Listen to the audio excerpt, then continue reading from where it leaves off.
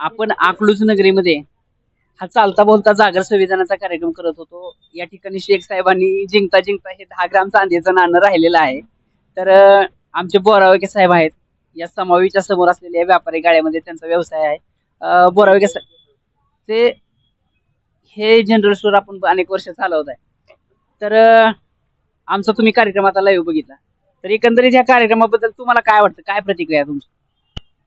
हा कार्यक्रम चांगला आहे तुमचा. एवढीच प्रतिक्रिया. हा एवढंच. तुमच्यासाठी मला एवढंच विचारायचं आहे की आता तुमचं वय म्हणजे जवळपास एक 65च्या आसपास आहे.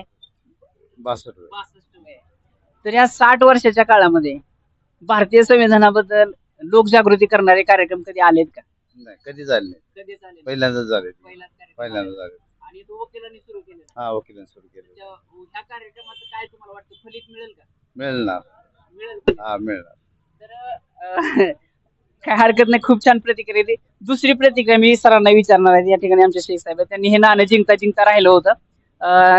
तुम्हाला काय वाटतं सर? हा जो आम्ही कार्यक्रम वकिलांनी चालू केलेला आहे, नाही नाही, हा जो कार्यक्रम चालू केलेला आहे, तर या एकंदरीत या कार्यक्रमाचं काय फलित आउटपुट निघेल का? नाही 100% आउटपुट निघणार. कारण लोकांमध्ये कायद्याचं ज्ञान कमी आहे आणि तुम्ही जी वकील मंडळींनी हे चालू केलेलं आहे की लोकांमध्ये जागृती करण्याचं काम आहे. थोडक्यामध्ये लोकांमध्ये जागृती निर्माण करण्याचं काम आहे आणि हे काम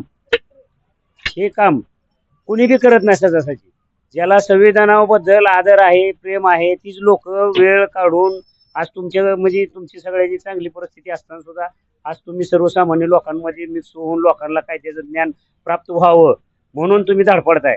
त्याबद्दल तुमच्या टीमचा अगोदर आमच्या गाळेधारकाकडनं हार्दिक आभार, अभिनंदन. थोडक्यात आहे ना.